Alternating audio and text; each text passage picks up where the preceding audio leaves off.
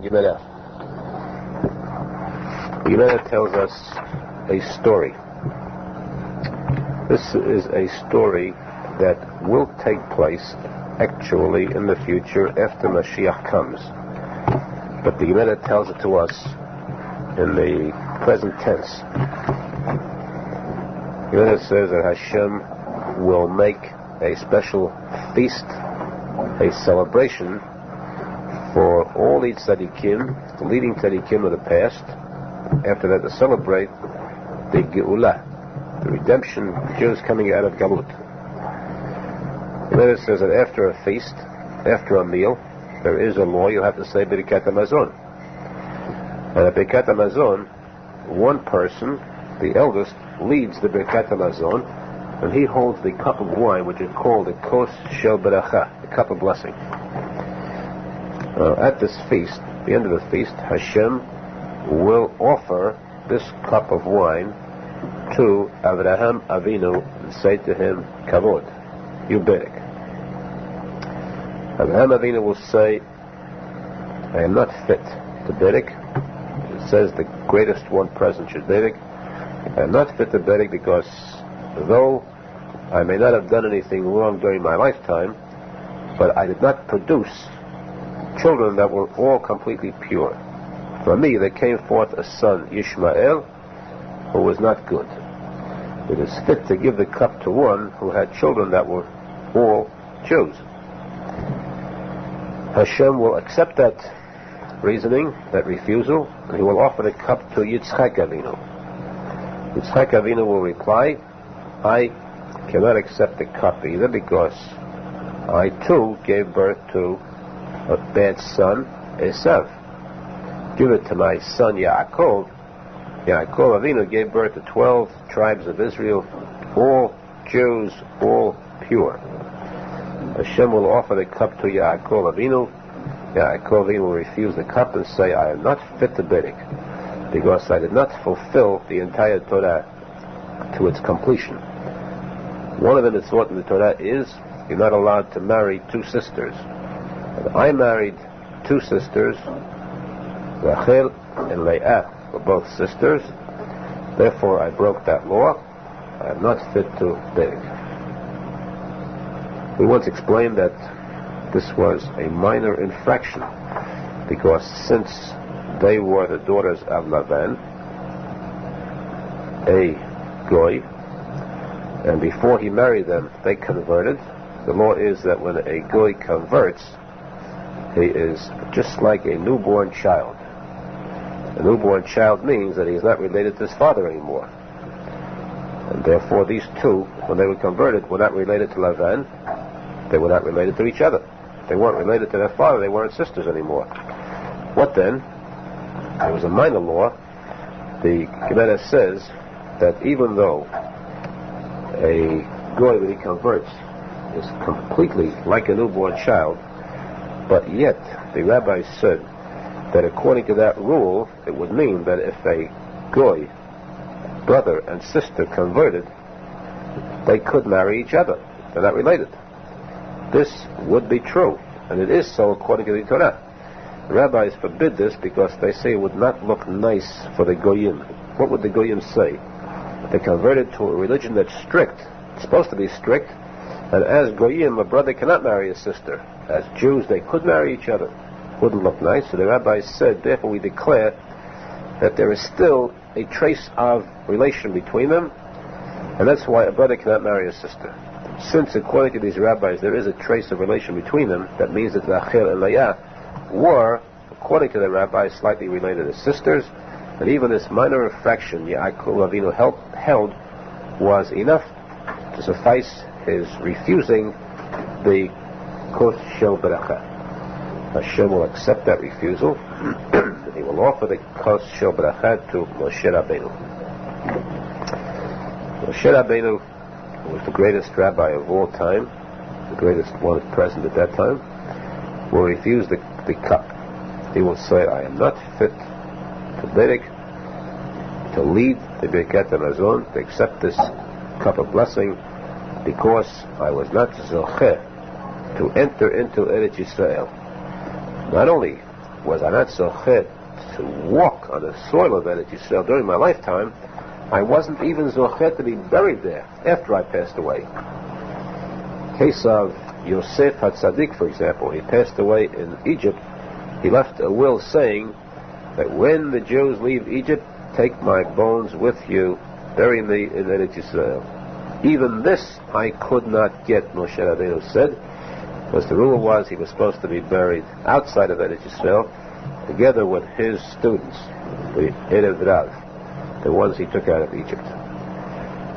Of course, the Midrash says that there is a tunnel leading from Moshe Rabbeinu's grave outside of Eretz Yisrael directly to the cave of 4 couples.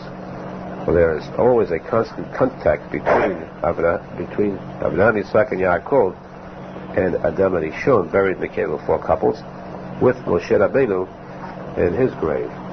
Still, the fact was that he did not enter Eretz Yisrael neither during his lifetime nor at the time of his burial. Therefore, he refused this cup.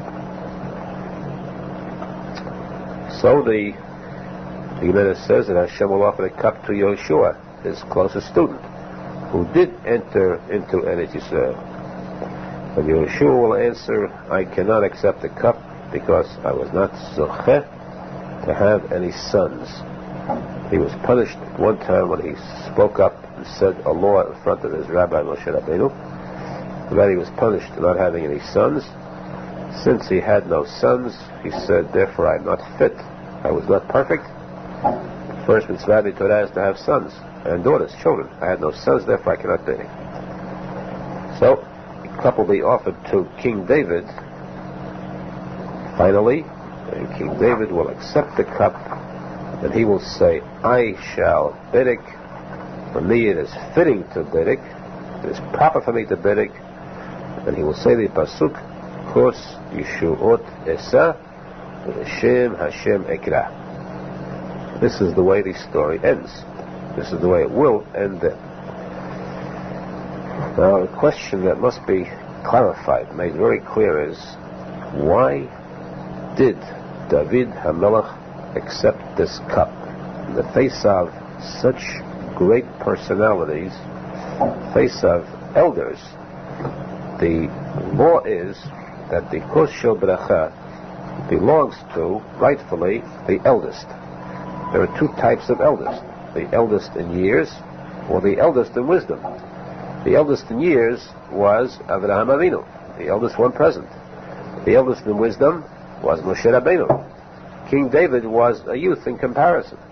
Why did he readily accept the cup? Where is his modesty? Why did he take the cup when he should have modestly said, I will pass to others who are greater? He could have also said, I am not fit because I too did certain things that are mentioned in the Torah that are no less than the ones prior to me had excused themselves with. The answer is that King David said, Lina el avarech, it is very fitting for me to bedek. It is just and proper. For a number of reasons, a number of very solid, valid reasons. Remember that King David was not born the same as every individual. Every individual is born because it is fated that he be born with a certain number of years of life on this earth.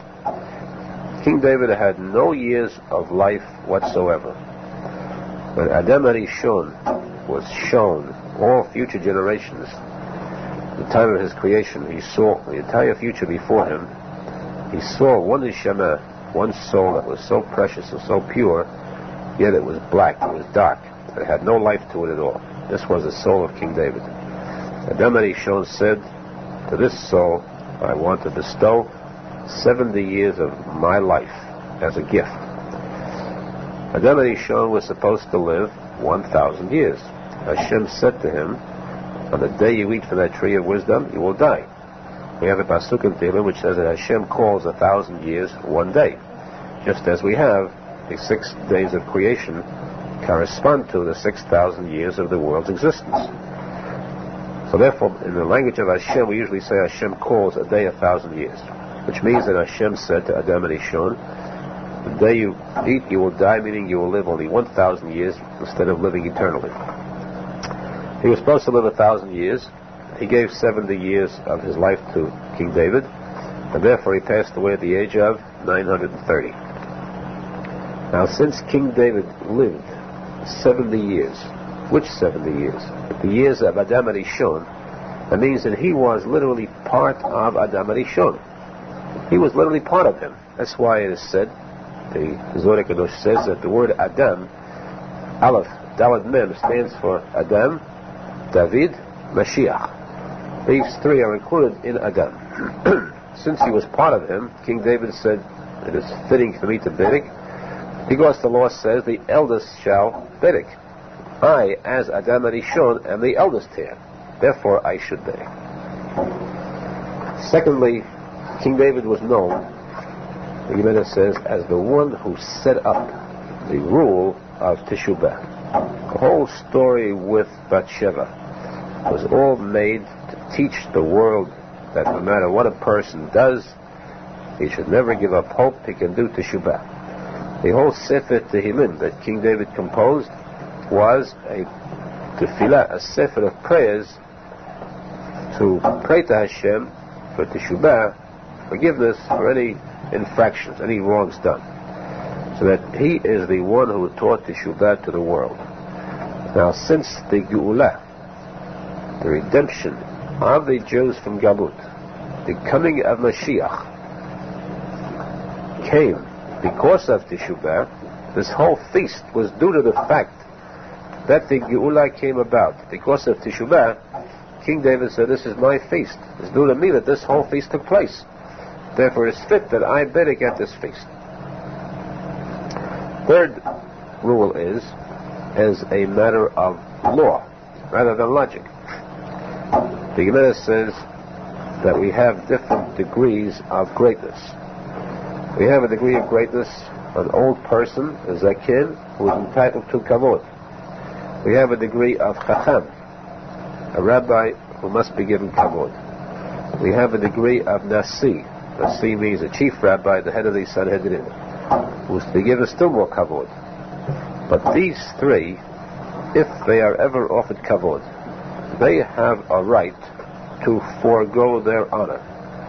They can say, I am mochel, I forgive the person, I can refuse the honor, and the honor can be taken from them at their will. They have a right to forego their honor, because it's their right. There is one case, though, case of a king. The Gemara says, a melech shemachara kavodo ein kavodo machu. A king cannot forgive for his honor, because it's not his honor. It's an honor that the Torah bestows upon him, and he has no right. He doesn't have the privilege to say, I'm willing to forfeit this. It's not his to forfeit. The Torah demands it as a mitzvah on the part of every Jew to give the king this honor. The king himself cannot relinquish this kavod. Therefore, King David said, everyone present here was able to refuse. They are greater than I am. They are chachamim. They are zikenim. They earn the kavod. They have a right to refuse it. I didn't earn it. I am a king. It was granted to me from heaven. It's not my honor. I don't have the authority over this kavod, and therefore if I'm given this kavod, I must accept it against my will. Therefore, I am the one to bedek. The next reason, another reason why I accept it, these are all very valid, solid reasons. Next reason is that Adam Arishon gave King David 70 years. That means that King David was not a citizen of this planet Earth as other people are. He was not one born here as a member of the human race. He didn't have his own years. He was here as a guest. He was the guest of Adam Arishon. He wasn't given years from heaven, granted by heaven life to be on earth. It was Adam Arishon who had these years. It was his life, and he invited King David as his guest to use his years.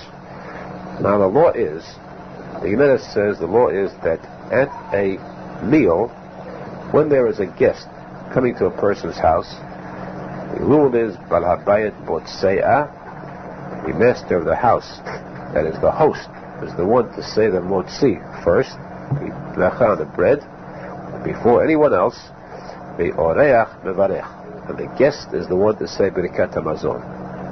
Why does the guest say Birkat HaMazon? Why does he lead in this? So that the guest could say in the Birkat HaMazon a special blessing for his host. Therefore, the rule is that the oreach, the guest, says Birkat HaMazon.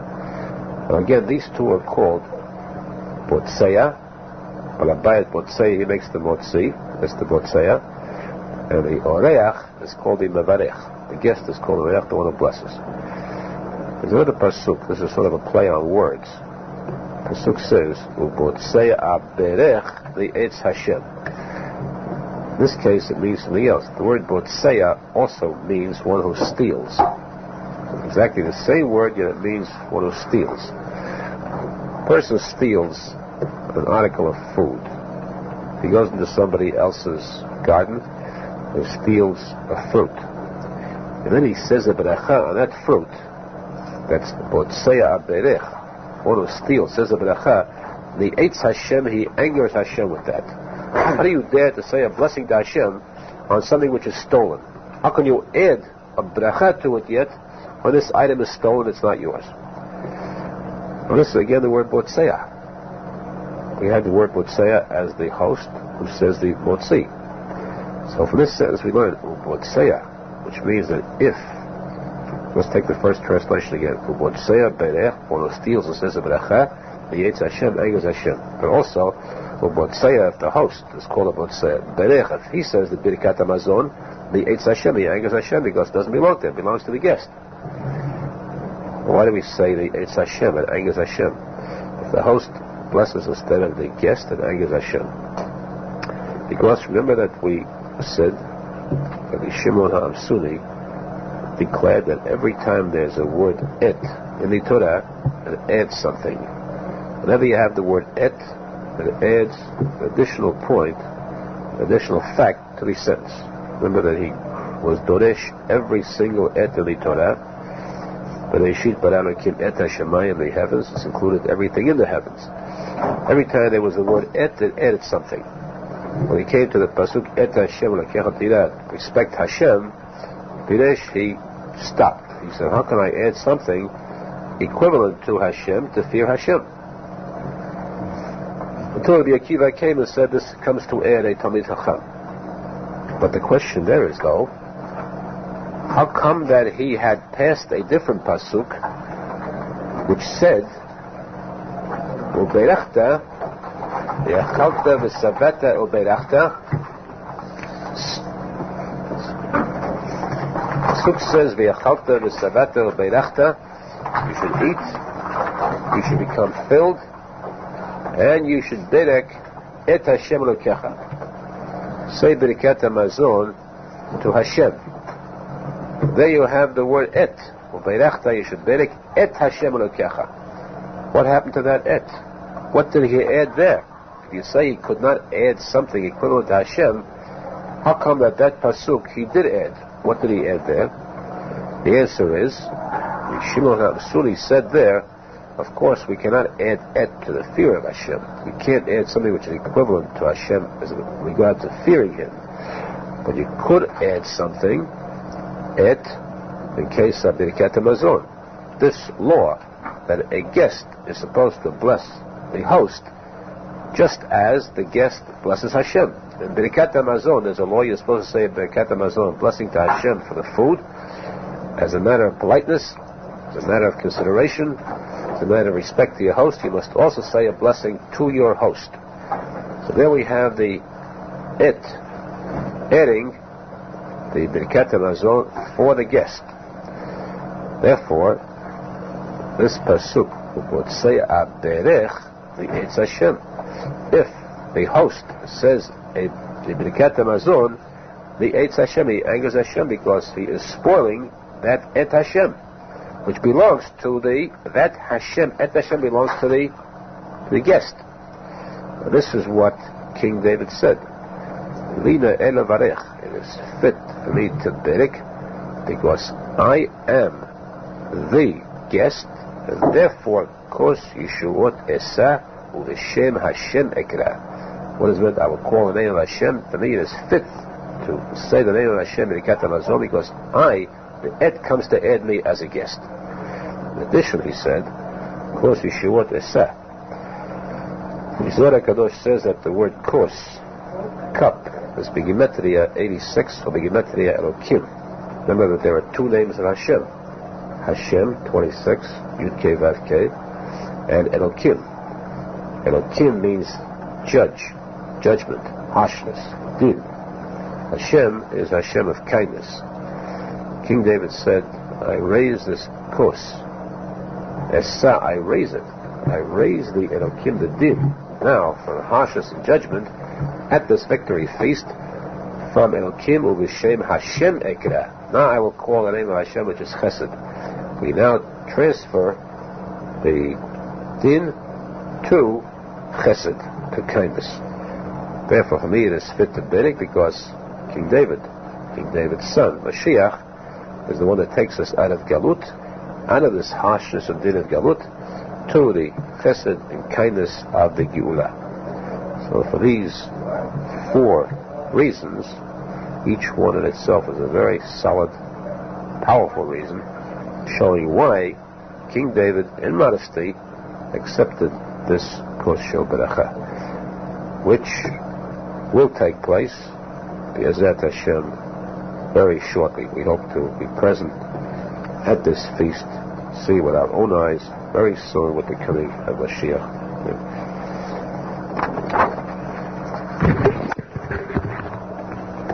The Gemara says that throughout the whole Chumash we find paragraphs that begin with the words Vaydaber Hashem el Moshe Lemor. Hashem spoke to Moshe Rabbeinu. Lemor means saying, or to say, or as follows. The next sentence is Daber el Bnei Yisrael. Speak to the Jews. Now, why doesn't it say Hashem spoke to Moshe Rabbeinu? Hashem said to Moshe Rabbeinu, speak to the Jews. What is this lemor, saying, or as follows? The Gemara answers that this teaches us a very important lesson. Lemor is a combination of two words. La emor. Lo emor, do not say. Which means, Hashem said, when I tell you something, lo emor, do not repeat it. Automatically do not repeat it. Unless I say, Daber el Bnei Yisrael, speak to the Jews. Which teaches us that any time a person hears any statement from a friend, he is not supposed to repeat it unless the friend says, this you may reveal. He must learn how to keep his mouth shut and not to reveal things which should be kept secret. So if the friend says to him, you may repeat this further, fine, it may be said. If not, it is automatically in the category of forbidden to repeat until the person is explicitly told, you may say this to others. This is a matter of courtesy, a matter of politeness, a matter of principle, which a person who is pure in character will always abide by. To learn to hold his tongue unless he is told this item may be repeated. In fact, the Gemara says, always teach your tongue two words. Eini yodea, I do not know. Teach your tongue to say those words. Whenever you're asked anything, you'll never get in trouble. Because you might come out with words that may be proven wrong, or you may say things that are not in place, not proper. If you say, I don't know, you never can get in trouble with that. So in general, the lesson is that a person should learn to speak as little as possible, because as the Gemara stresses, that the greatest sign of wisdom is silence. One who is silent can be regarded as a wise person. Once he opens his mouth and speaks, he can reveal how little wisdom he has. Therefore, the best thing possible for a person is silence, or speaking very little, except in words of Torah. the words of tefillah, then a person should open up. Gemara says that when a person wears tefillin, it is not just the wearing it alone which covers him with the mitzvah. The tefillin are worn on the arm next to the heart and on the head next to the brain, next to the mind. And it is compulsory for a person, when wearing tefillin, not to let his mind wander from the fact that he is wearing tefillin. He must be conscious at every moment of the fact that he's wearing tefillin, so that he doesn't let his mind stray. This we learn from the law of tzitz. Tzitz is the special crown worn by the Kohen Gadol. The Kohen Gadol in the Holy Temple had a tzitz which no other Kohen had. This tzitz, the Torah warns that it should be, the Pasuk says it should be al mitzchot tamid, always on his forehead, meaning always on his mind, never to let his mind stray from the fact that he's wearing it. Keep his mind pure, remembering that it's on his head. Now, if the Torah says this about the tzitz, what was written on the tzitz? Just the words Kodesh LaHashem, holy for Hashem. So you have Hashem's name written there only once, just one time, and still it requires a person to be conscious of the fact that he's wearing it. Then Kol Shegein, surely a person who wears tefillin, in the tefillin you have the name of Hashem written so many times, in fact 42 times, 21 on the head and 21 on the arm, and surely how much more so should a person be constantly aware and conscious of the fact that he's wearing tefillin, not to let his mind wander. The Aliyah Kadosh says that it is with the greatest difficulty that we allow a person to learn Torah during the time that he has tefillin on. It's a mitzvah, but it's a difficult mitzvah to perform because it means that we have to allow him to concentrate on the Torah he is learning, which means he cannot think of the tefillin at that time. It takes difficulty to permit something like this to be done. So if that is difficult, how much more so is it for a person to chas v'shalom allow himself to think strange items, things that do not pertain to tefillin, to the mitzvah of tefillah, the time he is wearing tefillin. This is the special warning by the Gemara about wearing tefillin b'kedusha, holiness. That's why the Gemara says that one who wears tefillin bidol sho, but not bidol sho on his head, but bidol sho in his head. The tefillin must be in his head, meaning in his mind, rather than just as an ornament on his head, chas v'shalom. Always concentrate and keep in mind the fact that he's wearing tefillin, which are called the crown of Hashem.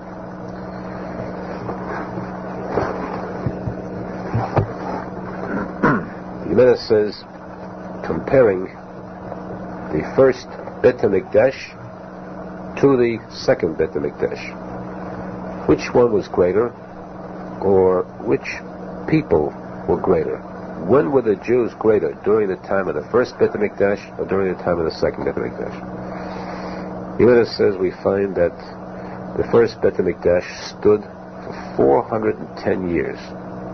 During that period, there were 18 Kohanim Gedolim.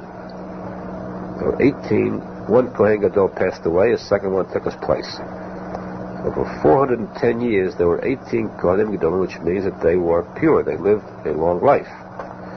Whereas in the second Bet HaMikdash, which lasted for 420 years, 10 years longer, and there were more than 300 Kohanim Gedolim for that period of 420 years. Yet, during that period, there was one Shimon HaTzadik, who was buried in Yerushalmi. He ruled for 40 years. There was Yochanan Kohen Gadol, who ruled as Kohen Gadol for 80 years. There was another for 10 years, another for 11 years. Subtract these, and you have 300 Kohanim who ruled for less than 1 year each, on average. Why? That proves they were not pure. The Kohen Gadol must be pure to go into the Holy of Holies, otherwise he passes away. So 300 Kohanim who were not pure every one of them lasted for less than a year. What is the reason for that? This is Rabbi Yochanan ben Torta. Rabbi Yochanan, the son of an ox, said, we'll explain that word soon, why were these Kohanim so bad?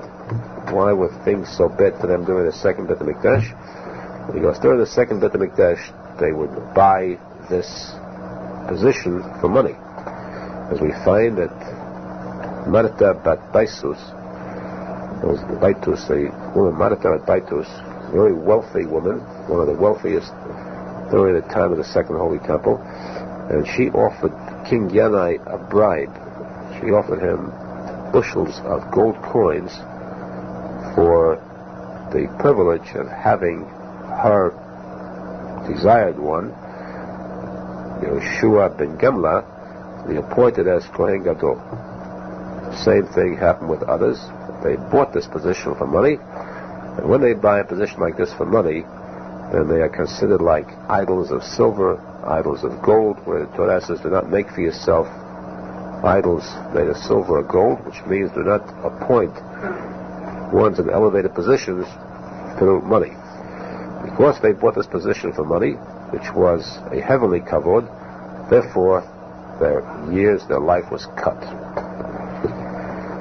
Which proves that the people, the Jews living during the time of the first Beit HaMikdash, were better than those during the second Beit HaMikdash. Before we go further, Agav, the Midrash says, why was this rabbi called Rabbi Yochanan ben Torta? Rabbi Yochanan is son of an ox. This is not a name, ox. This means literally the son of an ox. The Midrash tells us that there was once a Jew, very religious Jew, who was very poor. And he had one ox. He was so poor that one day he had to sell this ox. He sold it to a goy. Now in the Ten Commandments, when it speaks about the law of Shabbat, the Torah says on Shabbat, you shall rest, and your children shall rest, and your servants shall rest, and your animals shall rest on Shabbat. You're not allowed to let even your animals work on Shabbat. This Jew is very religious. This ox was trained on Shabbat, it rested. This goy bought the ox during the week. The ox was a good worker. It worked. It came to Shabbat. The ox refused to accept the plow. Refused to work.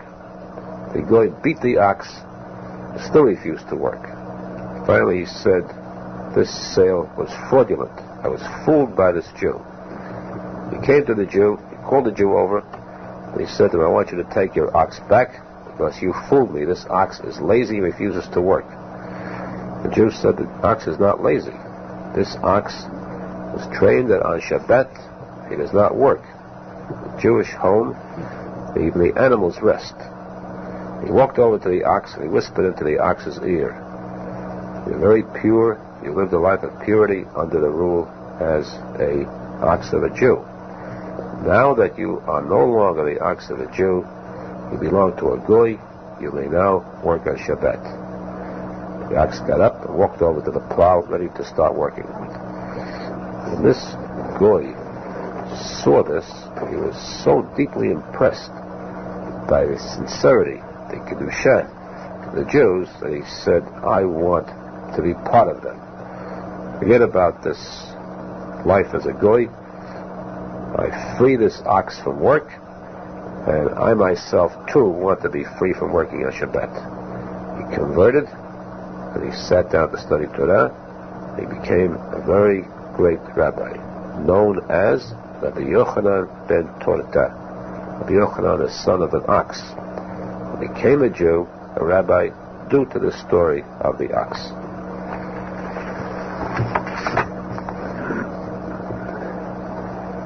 Now the Gemara says, why was the first Beit HaMikdash destroyed? The reason? Because of three sins. One was Avodah Zarah, idol worship. The second was Gilui Arayot, adultery. Third was Shvichut Damim, murder. That's the three greatest possible sins. Second Bet HaMikdash, the Jews studied Torah. They were very law-abiding. They obeyed mitzvot. They gave charity.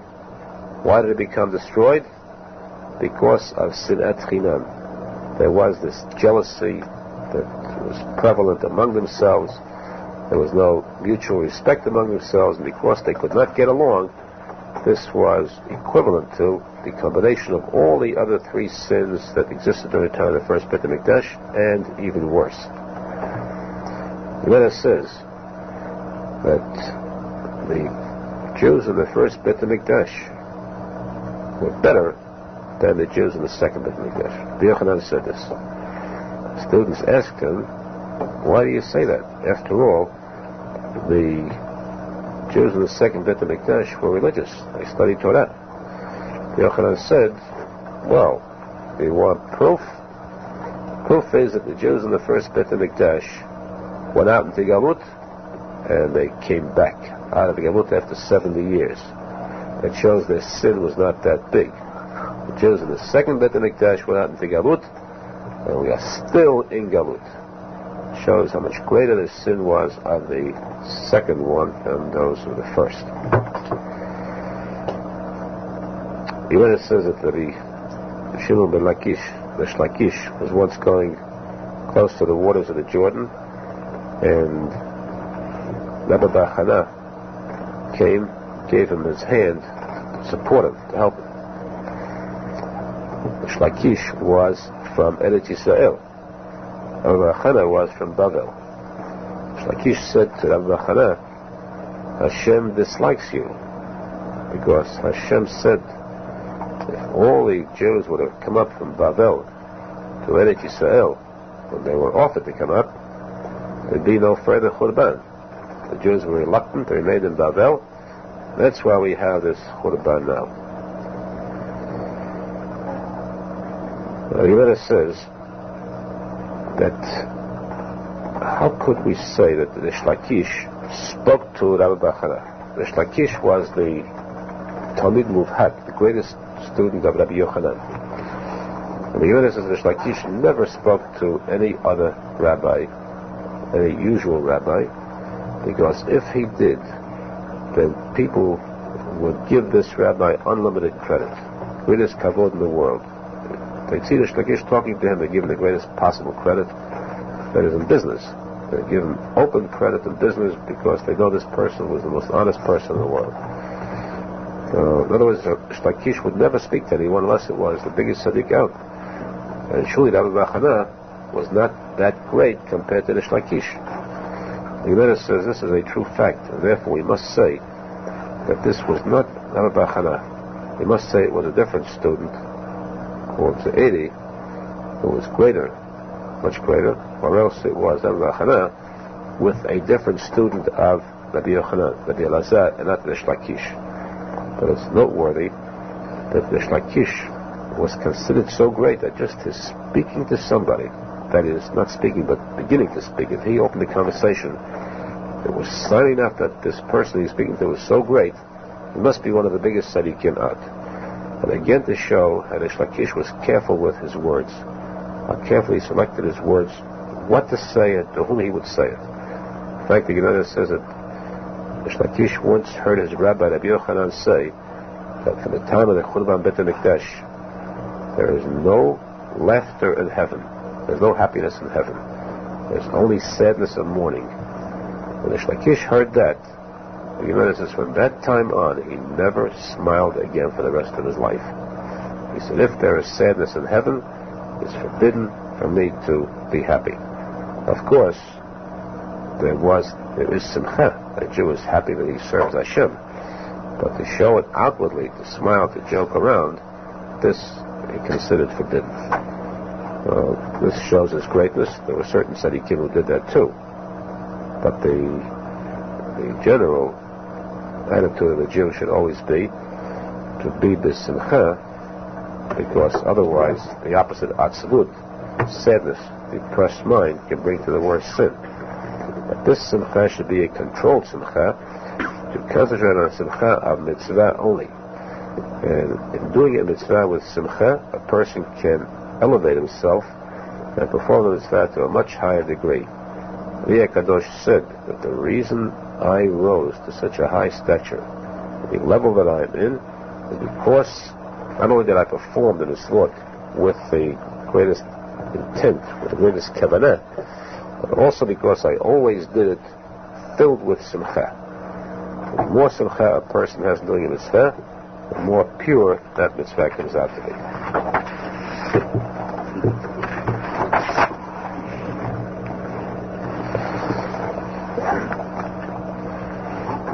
The Gemara says that Rav was one of the leading rabbis of the Gemara.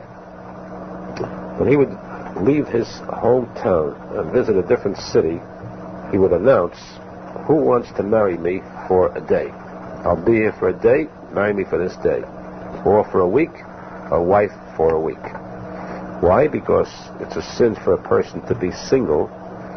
The first mitzvah in the Torah, a person who is single could have bad thoughts. If he has a wife, it saves him from bad thoughts. So he said, since I left my wife home, I want a wife now just for a day or for a week. The Gemara asks, how could Rav have done that? If he did that, and his wife would give birth, and he'd go back to his hometown, someday his son of his hometown might marry his daughter from the city he had visited. They wouldn't know each other that there is a relationship there.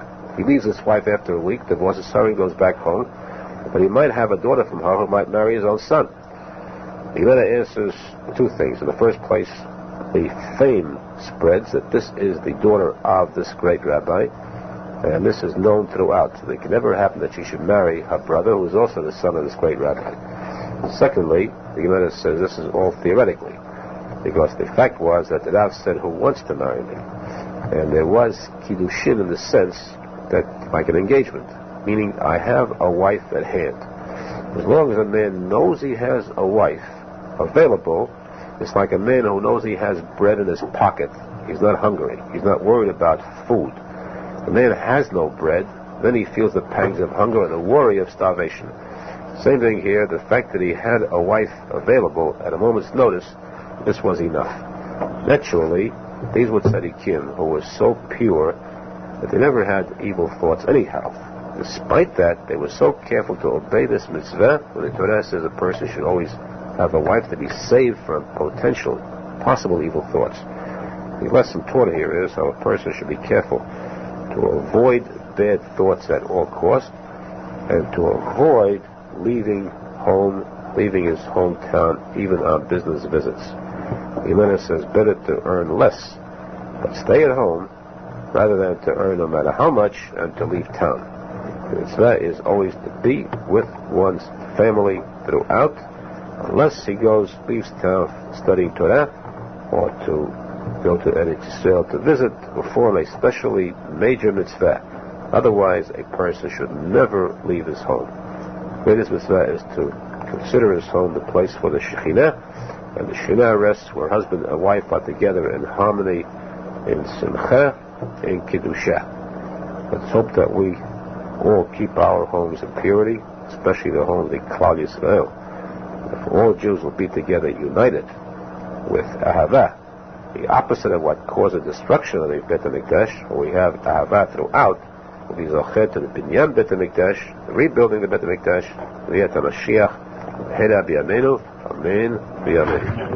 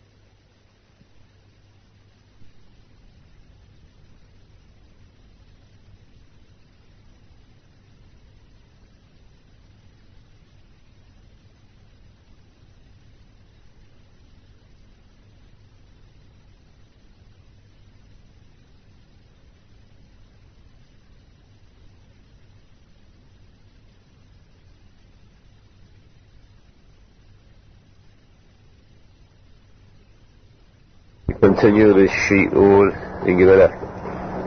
The Gemara says, Rav Hanan Barava was quoting one of the rabbis of the Gemara. He was sitting in front of Rav. He spoke about this rabbi, the Mishnah. He said, this rabbi stated, the name of the rabbi is Rabbi Zechariah ben Kefutal. And the Rav made a motion to him, like, you're wrong. It's not Rabbi Zechariah ben Kefutal, it's Rabbi Zechariah ben Kevutal. In other words, there was a question about the exact name of this rabbi, and it was important. He corrected him, state the true exact name of the rabbi. Why? Why is that so important to be so careful with the name of the rabbi? The Gemara says, and Rabbi Arizal explains, that when a person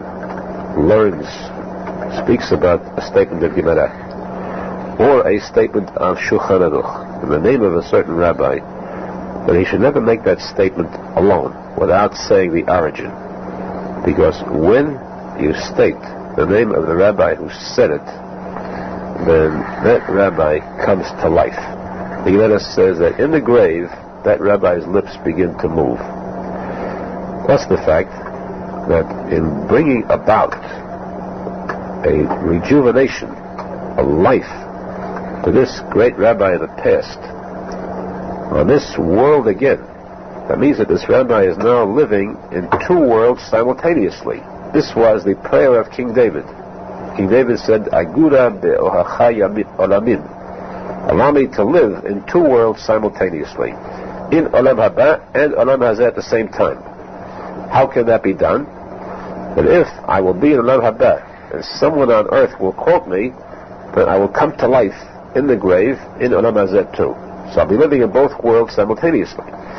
So therefore, Menachem says, no. When you quote this rabbi, say a statement in his name, and mention his name, he comes to life here. What happens then? Your neshama and his neshama get together. They merge. There is a closeness, a touching of neshamot. Imagine the zechut of a person whose neshama merges with the neshama of a great rabbi in the past. One of the rabbis of the Shulchan Aruch, or the rabbis still further back, the rabbis of the Gemara. That's why it is so important to say the name of the rabbi who originated the statement, and to say the name correctly. Therefore, Rav corrected this rabbi who was making the statement. But the Gemara asks now, why did Rav motion with his hand? Why didn't he come out openly and say to him, correct it? The correct name is Rabbi Kevutal. The Gemara answers that Rav was in the middle of Kriyat Shema at the time. So naturally he couldn't speak. He had to make a motion. So the Gemara asks, if he was in the middle of Kriyat Shema, we know a law that in the middle of Kriyat Shema it is a sin to make any kind of a motion, either with a hand or to wink with the eye. You want to give a person a message of some kind, the hand or with the eye is forbidden during Kriyat Shema. Nothing can be done by a person in Kriyat Shema. He must concentrate purely on Kriyat Shema and nothing else. Now, how could we say that Rav made this motion with his hand? The Gemara answers that this rule, where we say a person cannot move any part of his body during Kriyat Shema, applies only to the first paragraph of Kriyat Shema. Rav was in the middle of the second paragraph, Ayam Shamoah. There it is permissible. This is the law, but the custom is to be as strict in the entire Kriyat Shema as last two chapters as in the first. It teaches us, though, how a person should never let his mind even wander during Kriyat Shema. We say it with such kavanah, knowing the kedusha of Kriyat Shema, that it is the holiest prayer that exists, bar none. Though it is said sitting, it is still holier than the Amidah, which is said standing, because the Kriyat Shema is mid-oraita, and not Torah, and it's a chapter written in Torah, while the Amidah is mid-rabanan. The Gemara says, still, there is still a difference between Kriyat Shema and Amidah, Shemona Esrei, where the Shemona Esrei is more strict than the Kriyat Shema, aside from the fact that there you must stand with your feet together. In the Kriyat Shema it says, V'dibarta bam. V'dibarta bam, you should speak these words of Kriyat Shema. When it's to speak them, you do not get the mitzvah of Kriyat Shema if you read the Siddur. You can't read it without moving your lips. You must move your lips and you must sound the words. You have to hear yourself say the words. The Gemara says you must speak these words, these words, but not the words of Tefillah, not the words of the Amidah. In the Amidah, it's forbidden to speak out the words. Move your lips, but make no sound at all. Now, to make no sound at all, for two reasons. One, because the Gemara says that if you say the words of Amidah low, but loud enough for your neighbor, person near you to hear you, your tefillah is rejected, cannot be accepted. The question arises in the Zohar Kadosh, what is meant by saying it silently? This is called a tefillah balachash, prayer silently. What is meant silently? Silently means that nobody else should hear you. How about yourself? If you say it so silently that only you yourself can hear these words coming from you, but no one near you, is that permissible? The Zohar Kadosh says definitely not. The tefillah which is accepted in heaven is that tefillah which is completely silent. So silent that your ears cannot hear the sound coming from your mouth. But you must still move your lips. The Gemara says this word, v'dibarta bam, has another meaning. V'dibarta bam means speak them. What? These words of Torah. You should learn to speak only Torah. This you may speak. In other words, Hashem gave you a mouth, a tongue, the power of speech. He gave you this power. But He gave you this power with a restriction. Power is given to you with permission to speak words of Torah, words of holiness. You are not given permission to speak words of batala, words that are useless, words that do not have any kedusha in them whatsoever, and certainly not words of evil, lashon hara, lies, profanity. Therefore, the Gemara says that a person who speaks words that are completely without kedusha at all, wasted words, that person is actually committing a sin of the Torah, going against the pasuk in the Torah, which says, "V'dibarta bam," you may speak these words of Torah, but if you speak other type of words, it is breaking this law of v'dibarta bam. So major is this law. The Gemara says that a rabbi, Rabbi Yehuda, once asked Eliyahu Hanavi, today is Yom Kippur. Yom Kippur has just ended. I want to know how come that Mashiach did not come. After all, the Gemara tells us that Mashiach will come and all Jews will do Teshuva. Mashiach will come when there will be purity among Jews. You couldn't get better purity than on Yom Kippur. The shuls are packed. It's not like nowadays. 100 years ago, the shuls were much more packed. Jews were much more religious. 1,000 years ago, how much more so? Those days, who didn't go to shul? You see, the shuls are packed. Look at the kavanah people have. Everyone is fasting. The end of Kippur, everyone came out clean and pure. What will happen tomorrow is a different problem. But right now, the Jews are all pure. Tell me, why does not Mashiach come right now? And Eliyahu answered, you ask why Mashiach does not come right now. You are sitting in a knis here, in a shul. You are praying with kavanah. and you're pure, and your mind is pure, your actions are pure, the Jews here are filled with good intent, filled with purity, you don't know what's going on outside. You think that all the Jews are this way? Do you know that right now, today, on Yom Kippur, in your city, what sins were committed? Sins of adultery, zanut, were committed on Yom Kippur, Bar Minan, Has Shalom. And you ask why Mashiach didn't come? You think that all Jews are that pure. But when you have such major sins committed, this affects the whole world. A Jew can do a wrong type of sin that's so evil, so major, and it can affect the entire Jewish people. So Rabbi Yehuda asked, that's horrible. Well, what does you are in heaven?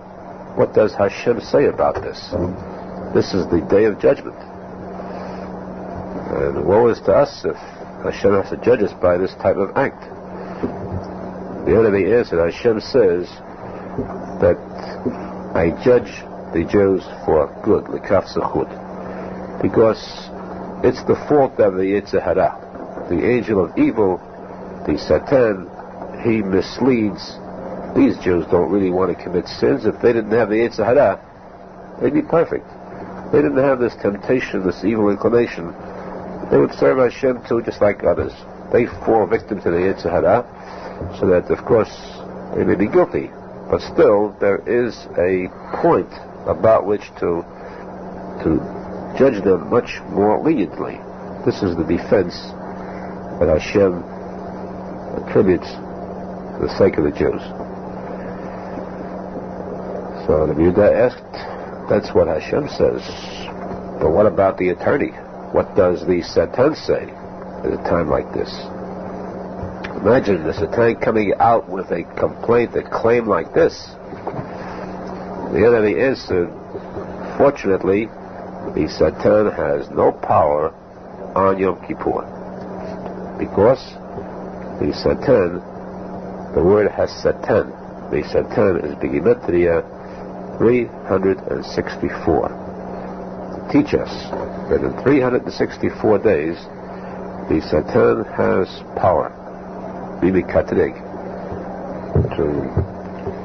to harm, to attack the Jews. One day of the year, on Yom Kippur, he is harmless. There's no power to attack.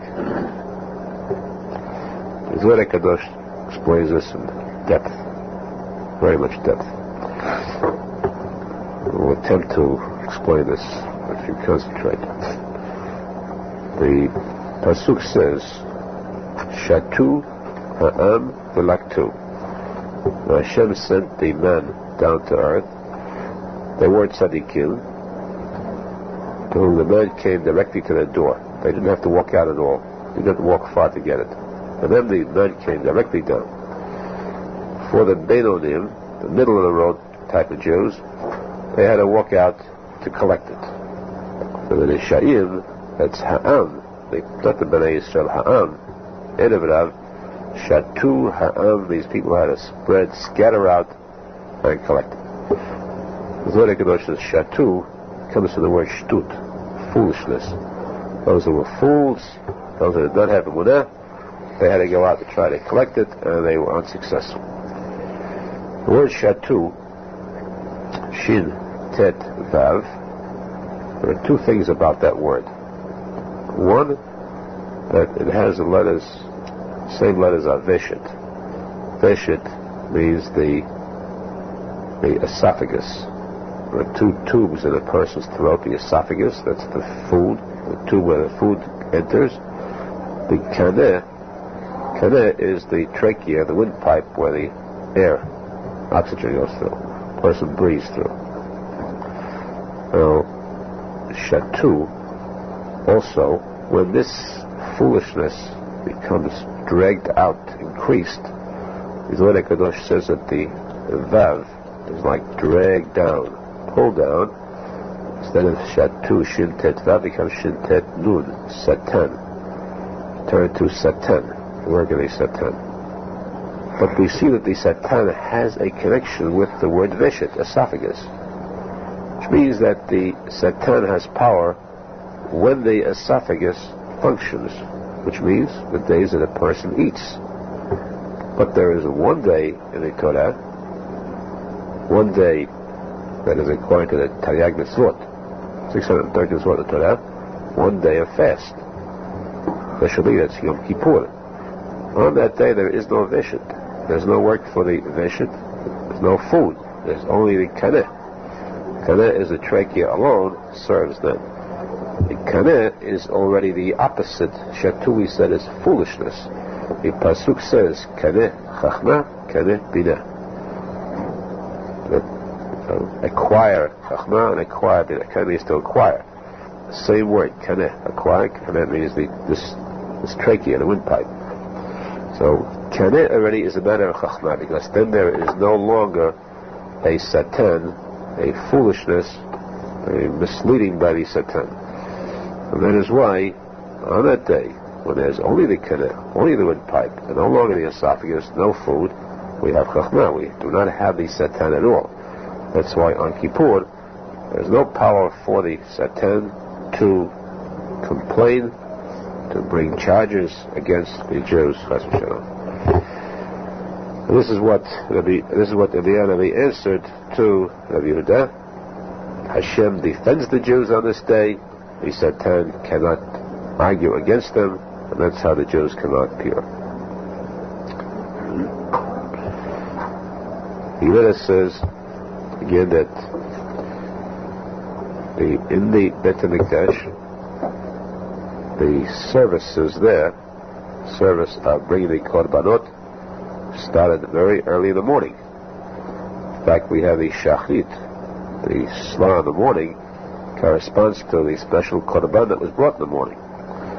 When did these services begin there? The service of the Bet HaMikdash.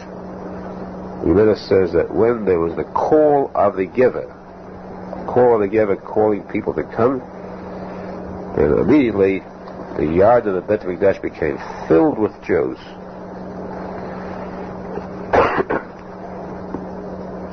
The Gemara asks, what is meant by the call of the giver?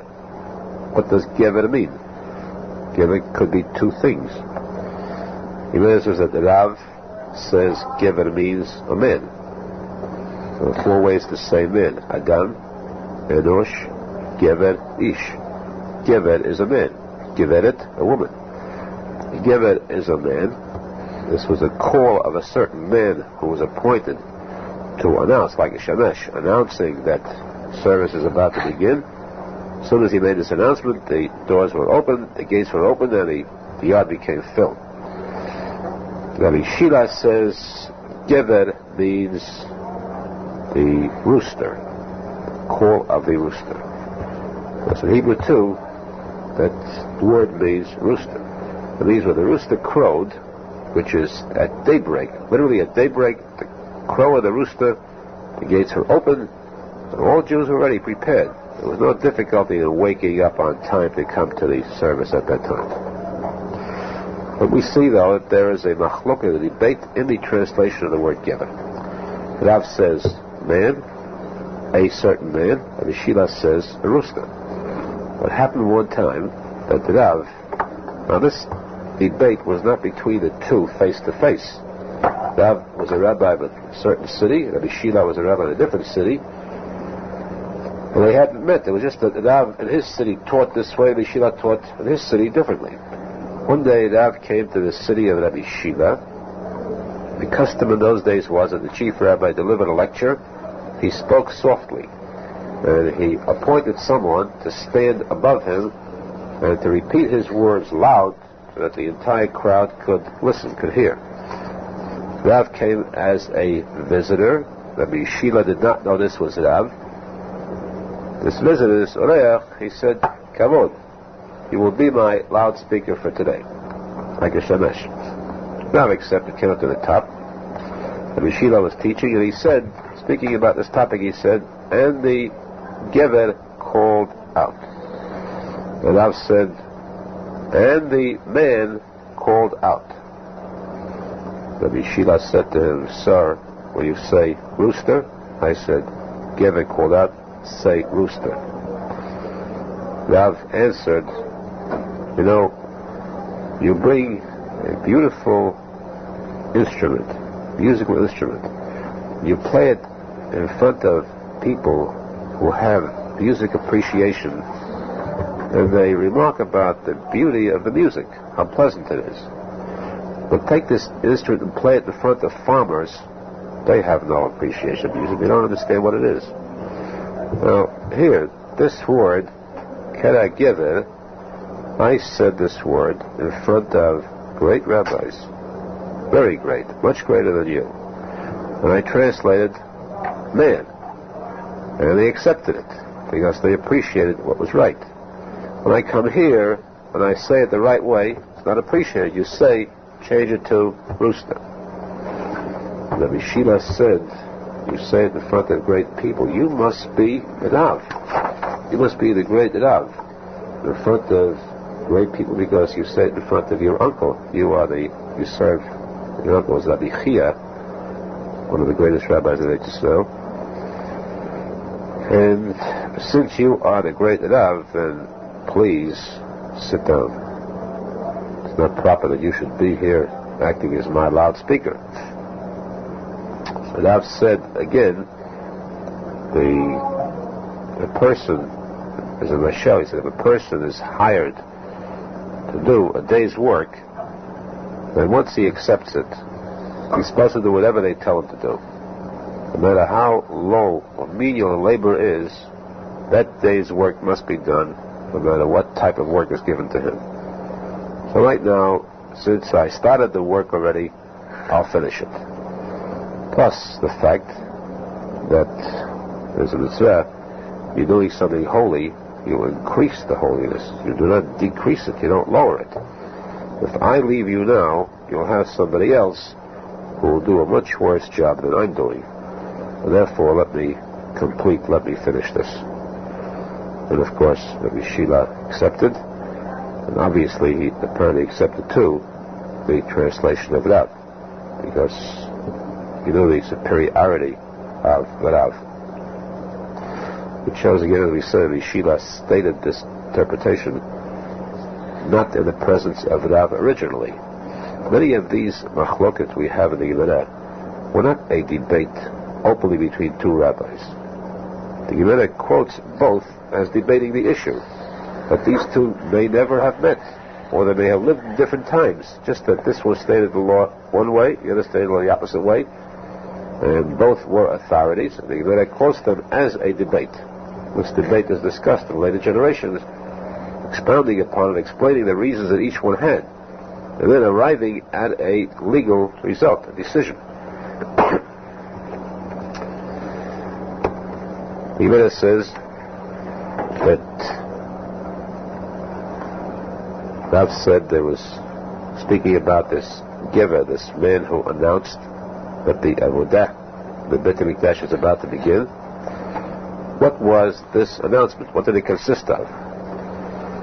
There was one announcer whose name was Givini in the Beit HaMikdash. He announced, stating, "Arise, Kohanim, to your work. Arise, the Leviim, to your singing at the place of the Korbanot. Arise, Yisrael, Jews, stand by as your Korban is being sacrificed." This announcer had such a loud voice that it traveled for a distance of 12 miles. Could be heard 12 miles away. And there was a case with King Agrippas, who was walking along the road at night, and he heard the voice of this announcer 12 miles away. When he came to his home, his palace, he sent this announcer special gifts. He was so impressed with the power of this announcer's voice. It's without a loudspeaker. It had such a powerful voice that it traveled for 12 miles. The Gemara says, we are impressed by the power of this announcer's voice, but it could not compare to the voice of the Kohen Gadol. It was much better, who projected much further.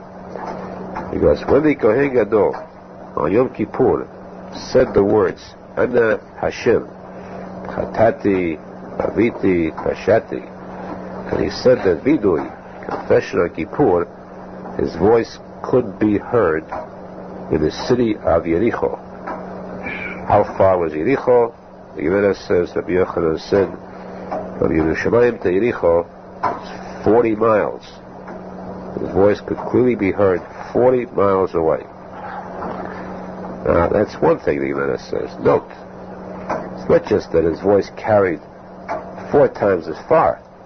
Now let's look at the comparison. The announcer was speaking at a shi'ur, at a lesson, at the Bet HaMikdash rather. He announced in the Bet HaMikdash for the service. He was strong. It was the morning. The Kohen Gadol, this was the service that was late in the afternoon already.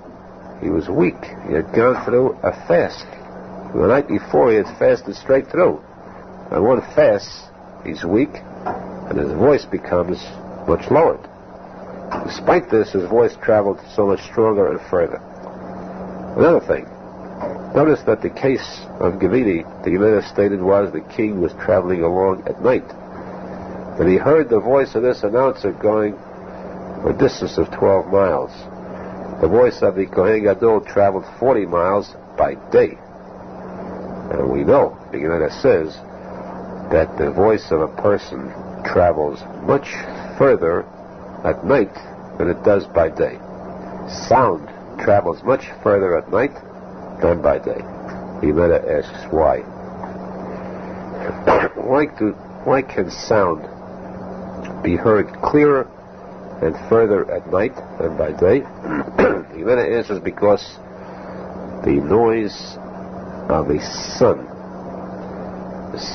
cutting through the heavens, when the sun travels, the edge of the sun has a cutting edge. It literally has to cut through the atmosphere.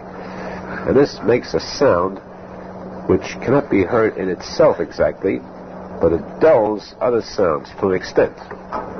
When this noise is gone at night, then the acoustics become so much sharper, and at night things can be heard much more clearly since the sound of the sun's cutting through the heavens is gone.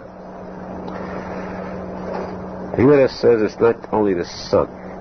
There are many sounds that have power that is heard throughout the entire world, that travel, sounds that travel worldwide, or sounds that are world famous, that occur throughout the world.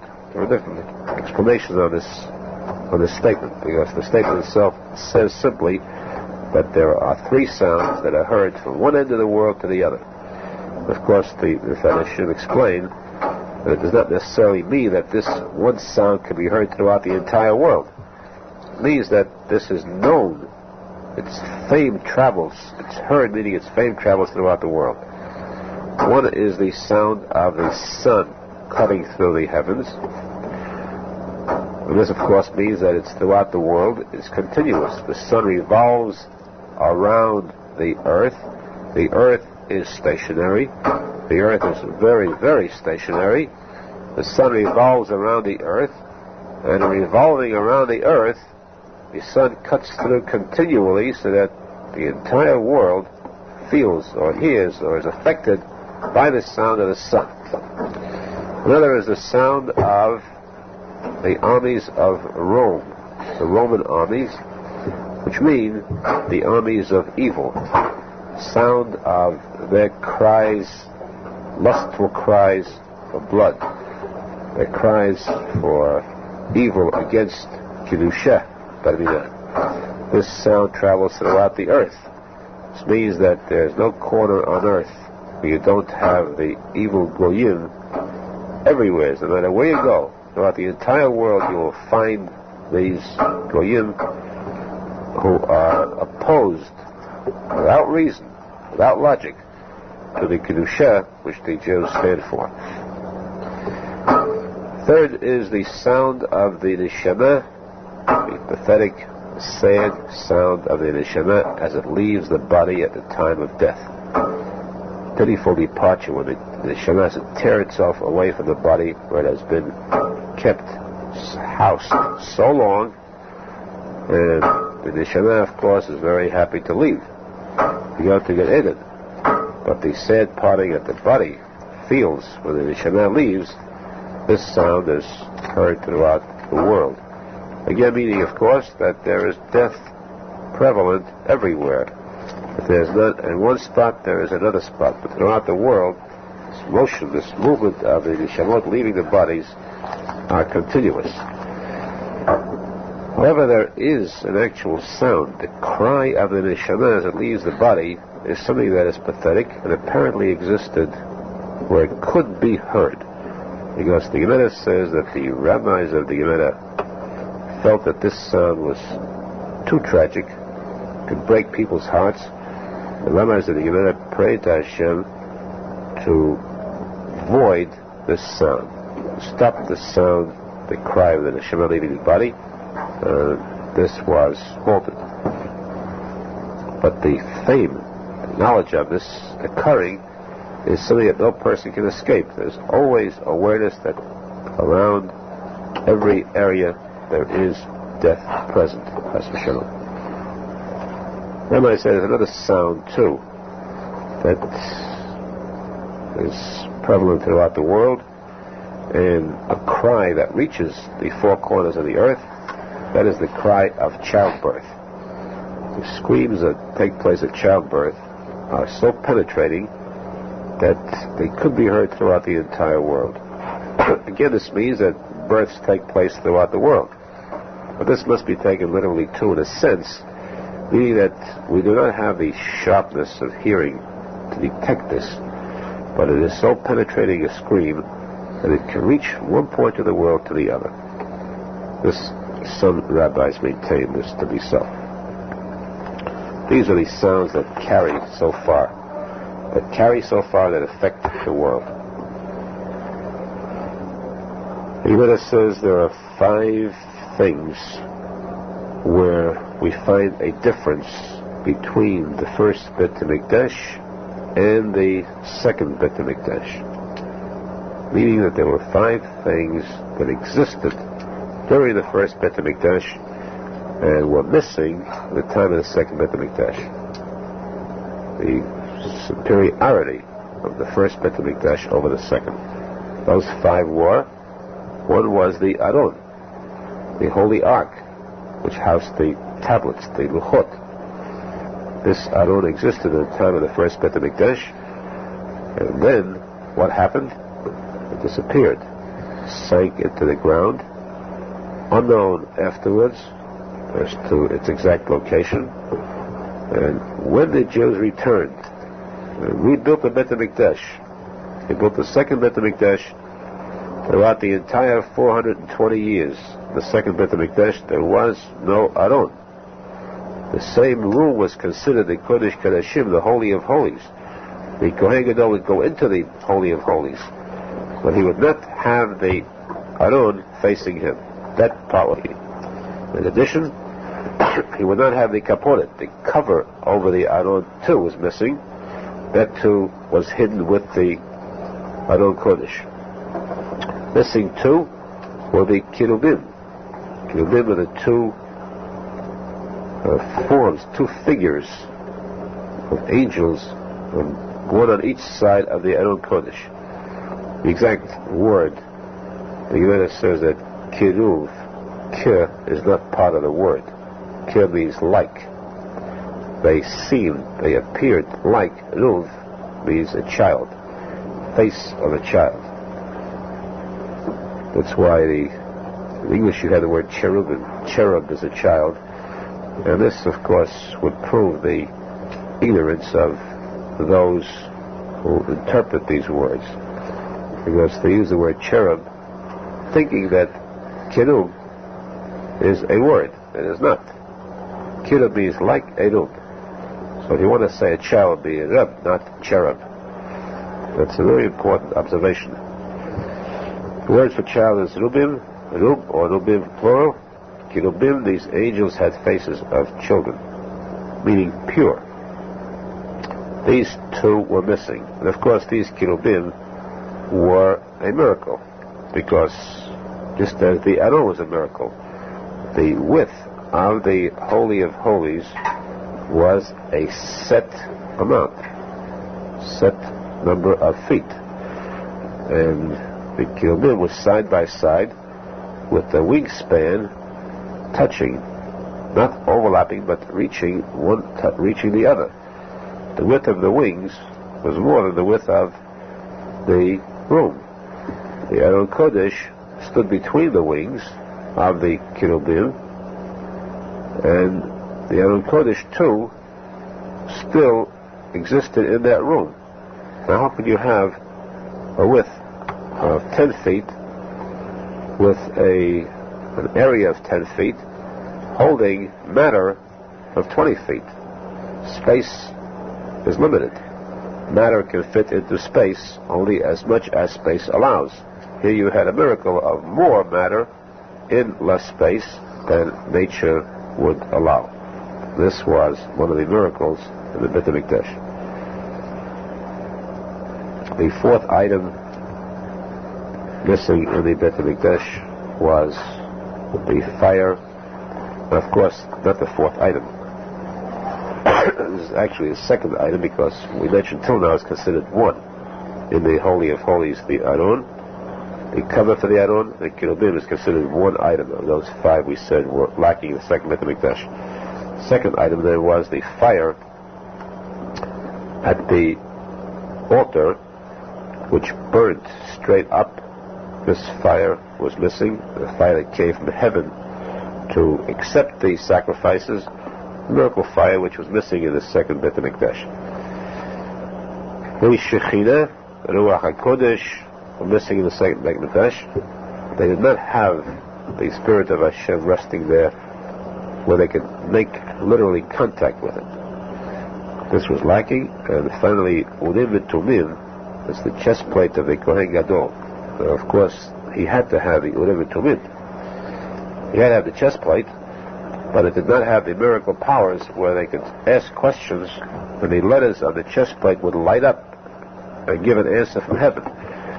So that article of clothing did exist for the Kohen Gadol in the second Beit HaMikdash too.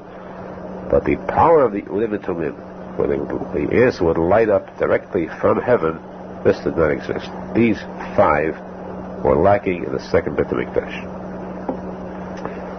Even it tells us as a matter of interest that there are 6 types of fire. Now we know fire only as one. Fire is something that consumes. It burns, it leaves ashes, it alters, it changes, it transforms one thing into another. It can transform something that is tangible into something that is intangible. Matter to air, to smoke. But there are actually 6 types of fire, the Gemara says. One is a type that eats and does not drink. That is our fire. Our fire eats away at things, consumes, but it does not drink water.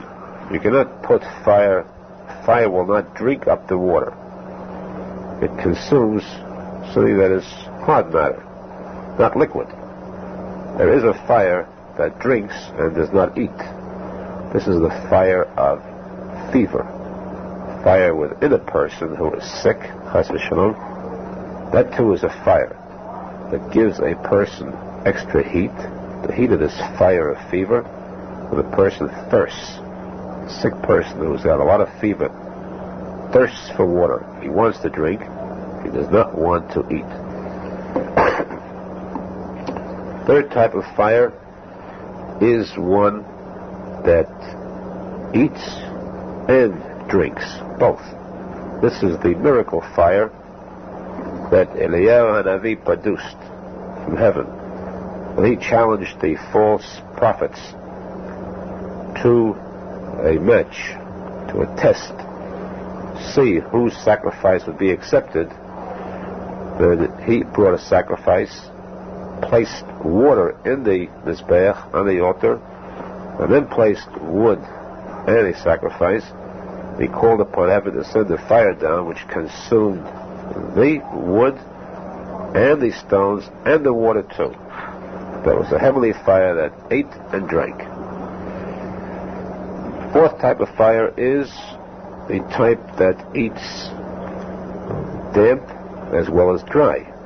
A fire will consume only dry wood. If wood is damp, it will not consume it. It will just bring out smoke. This is the fire of the Mizbeach. Fire of the Mizbeach would consume even that which was damp. Special, stronger fire.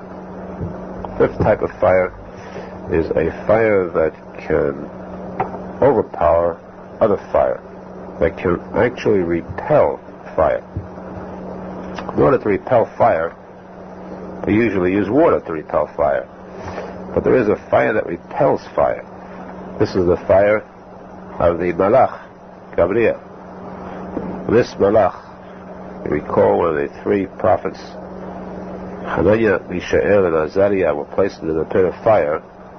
He, the angel of fire, came down, and though he was fire himself, he repelled, he drove away the fire of the pit, and the three prophets were saved. But this was an actual case, an only case where one fire repelled the second fire. The sixth is a fire that eats fire, that consumes fire, which means one fire that can destroy other fire. This is the fire of the Shekhinah, Spirit of Hashem, which is fire. We find that this consumes fire because at the time of creation, the Gemara says that Hashem discussed the question with angels: shall man be created? Some angels said yes, some said no. And Hashem destroyed the Shekhinah, the Spirit of Hashem destroyed these angels. These were angels of fire. The fire came forth from the Shekhinah and consumed, destroyed these angels. This is the sixth type of fire, the heavenly fire of the Shekhinah, and of course the holiest, greatest of all.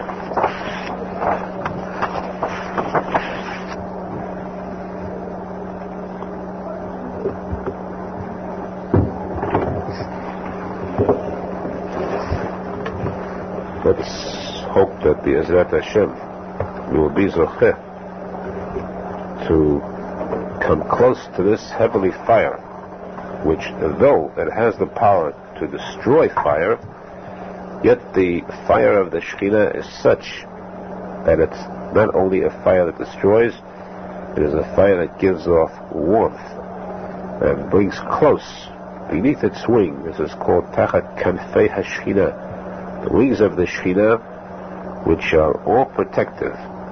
Tzadikim Choseh, they stay under, they warm themselves under the wings of the Shekhinah. Those who perform mitzvot, the Zohar Kadosh says the Shekhinah, like a mother, takes its children under its wing.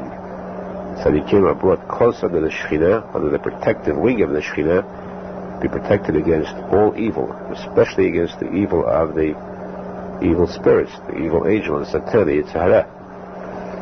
Let's hope that we will be zocheh to warm ourselves beneath the protective wings of the Shekhinah, protective wings of the tzadikim, the tzadik emet, and with this, through our acts and our deeds, to bring this nachat to the Shekhinah will decide to bring us closer to itself, so that together we'll return to Eretz Yisrael to witness the rebuilding of the Beit HaMikdash, the coming of Mashiach Tzidkenu, Mehera B'Yameinu. Amen.